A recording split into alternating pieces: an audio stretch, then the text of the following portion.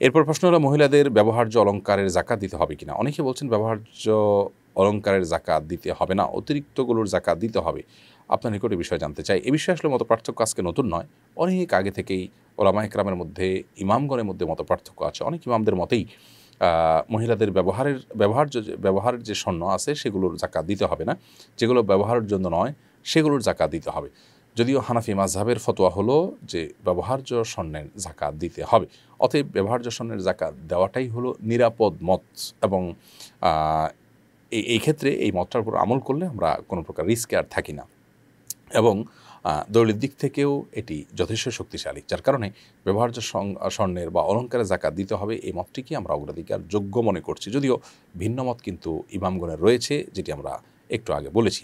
আমরা কেউ ইমামগণের মত পার্থক্য আছে সেটা জেনে তার সুবিধাটা গ্রহণ করব না, বরং দলিলের ধার বিবেচনা করার মতো ক্ষমতা থাকলে সেরকম ব্যক্তি হলে তিনি তো দলিলের ধার বিবেচনা করতে পারেন।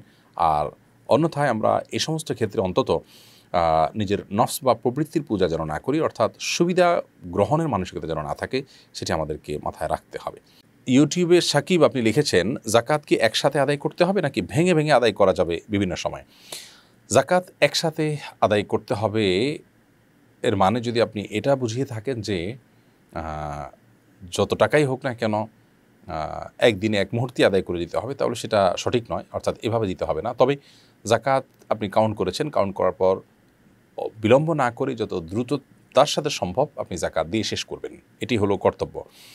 ভেঙে ভেঙে আদায় করলে জাকাত আদায় হবে, কিন্তু ভেঙে ভেঙে আদায় করার মানে যদি হয় যে বছর জুড়ে আপনি সেটা আস্তে আস্তে দিচ্ছেন, তাহলে সেটা অনুচিত কাজ হবে। কারণ আপনার জাকাত ফরজ হয়েছে আপনার অর্থ বছর পূর্ণ হওয়ার পর, সেই ফরজটাকে আপনি বিলম্ব করলেন, সারা বছর জুড়ে দিচ্ছেন মানে বিলম্ব করলেন, এরকম একটু করা উচিত নয়।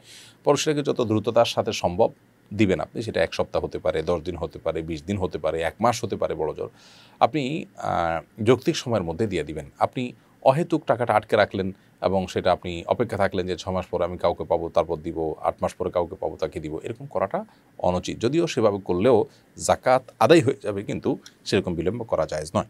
এরপরে প্রশ্ন হলো, জাকাত কি রমজান মাসে দিতে হবে, অন্য মাসে জাকাত দেওয়া যায় না? এটা আমাদের সমাজের একটা ভুল ধারণা। আমরা মনে করি যে জাকাত রমাদান মাসেই দিতে হয়। মূলত জাকাত এটা অর্থ বছরের সাথে সম্পৃক্ত বিষয়।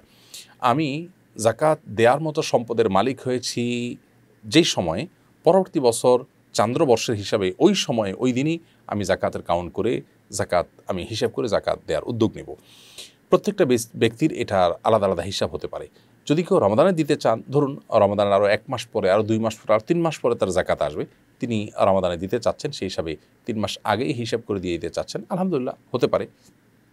অর্থাৎ কেউ আগে দিতে চাইলে সেটা দেওয়ার সুযোগ আছে, বাট রমাদানেই জাকাত দিতে হবে ব্যাপারটি সেরকম নয়। আমরা অনেকে মনে করি জাকাত দেওয়ার মাস বোধহয় রমাদান মাস, আমার টাকার মালিক আমি যে মাসেই হই না কেন হিসাব আমাকে রমাদানেই করতে হবে, এরকমটি মনে করার সুযোগ কিন্তু নেই।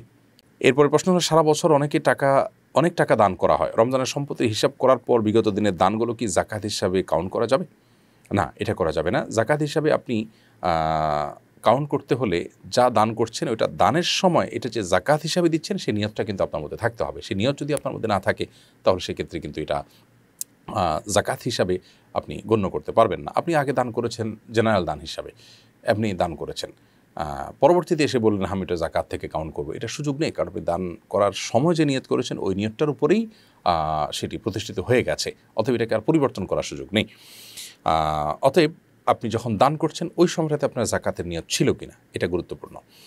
জাহিদ হাসান আপনি লিখেছেন ইউটিউব চ্যানেলে, আমার কাজের জন্য 3টা কম্পিউটার, ফ্রিজ, ফ্যান ও বাকি টাকায় কেনা কিছু ফার্নিচার আছে, আর মোট জিনিসের দামের তুলনায় ঋণ বেশি, সেক্ষেত্রে আমার জাকাত হিসাব কি হবে?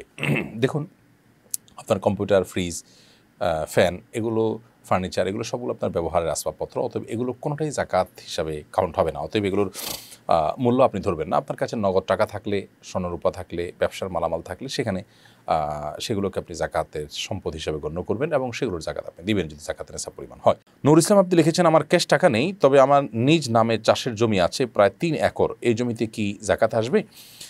ভাই নূর ইসলাম, ক্যাশ টাকা না থাকুক কিন্তু আপনার নিজের নামে চাষের জমি যদি থাকে, তাহলে সেক্ষেত্রে চাষের জমির ফসলটা যদি আপনার জাকাতের নেশাব পরিমাণ হয়, 25 মণ হয়, এবং ফসলের উপর জাকাত আসার যে শর্ত সেটি পাওয়া যায়, তাহলে সেক্ষেত্রে সেটা জাকাত আপনি দিবেন, ফসলের জাকাত।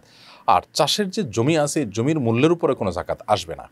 আর যদি জমি থাকে আপনার রিয়েল এস্টেট বিজনেস টাইপ জমি, অর্থাৎ যে জমি আপনি কেনাবেচার কাজ করেন, তাহলে সেটা ব্যবসার পণ্য হিসাবে গণ্য হবে।